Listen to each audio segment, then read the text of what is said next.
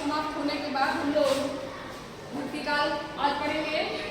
भक्ति काल में ये है कि आदि काल के समाप्त होने पर राजनीतिक और सामाजिक परिस्थितियों में काफी परिवर्तन हो गया। ना भक्ति करना चाहती थी और भक्ति काल में जो भक्ति काल का समय था वह विक्रम संवत में 1375 ईस्वी से लेकर 1375 विक्रम संवत से 1700 विक्रम संवत का समय माना गया है और इसी को ईस्वी में 1318 से लेकर 1645 ईस्वी तक का जो समय है वो ईस्वी का समय माना गया है।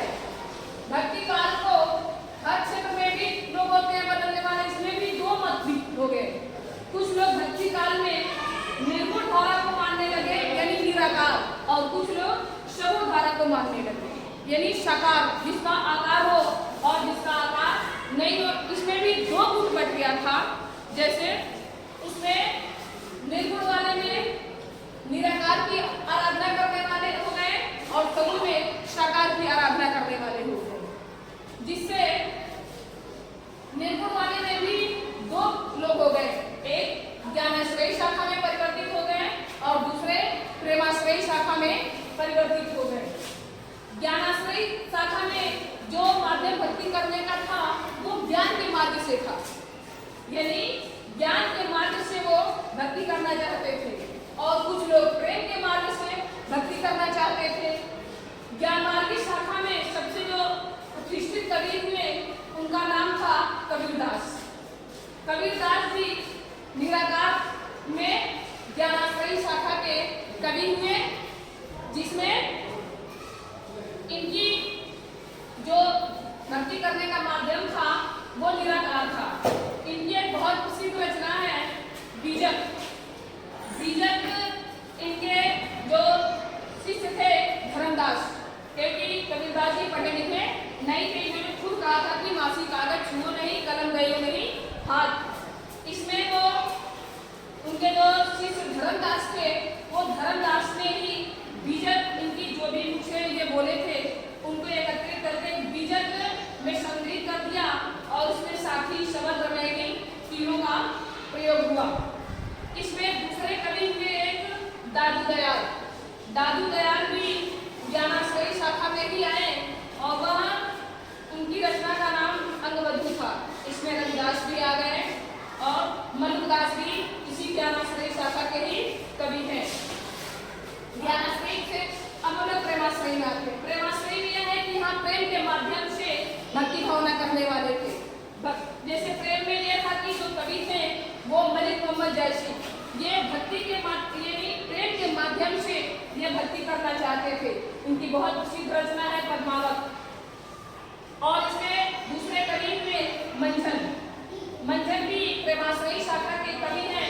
इनकी रचना का नाम है मधुमालती। यानी इसमें और भी कवि हैं, लोग मोहम्मद हो गए और उद्मन हो गए, ये सब भी प्रेमाश्रयी शाखा के ही कवि हैं। उसके बाद ये हो गए निर्गुण काव्य धारा वाले। अब आ जाए हम लोग सगुण धारा में।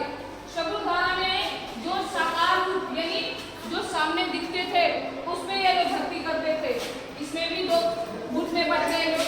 कुछ लोग राम को मानने लगे और कुछ लोग विष्णु को मानने लगे। राम को मानने वाले में सबसे प्रसिद्ध तुलसीदास जी हो गए। तुलसीदास जी राम का ऐसा वर्णन किए कि मतलब पूरा रामचरितमानस महाकाव्य लिख दिए। रामचरितमानस महाकाव्य लिख दिए वह रामचरितमानस को तुलसीदास जी। और रामाश्रयी ने केशवदास भी राम का ही वर्णन किए।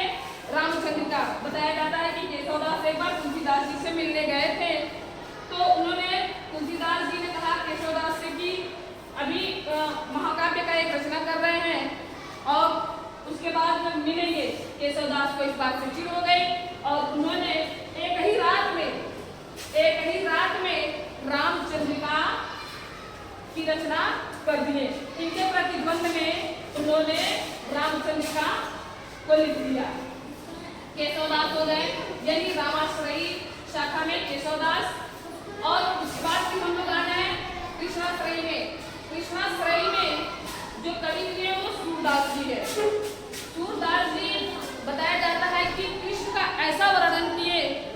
लोग कहते हैं कि अगर इनके पास आंख नहीं होता तो इतना अच्छा वर्णन नहीं कर पाते।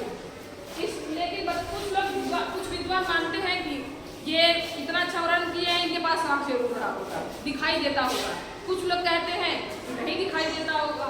लेकिन सूरदास ने ऐसा वर्णन किया कि उनके बाल्यावस्था से लेकर युवावस्था तक, मतलब अक्षर के बाद रूप का ही वर्णन किए हैं। सूरदास जी कृष्ण के बाद रूप का ही वर्णन किए हैं। और मीराबाई भी धर्मनिरपेक्ष कवि होते हुए भी इन्होंने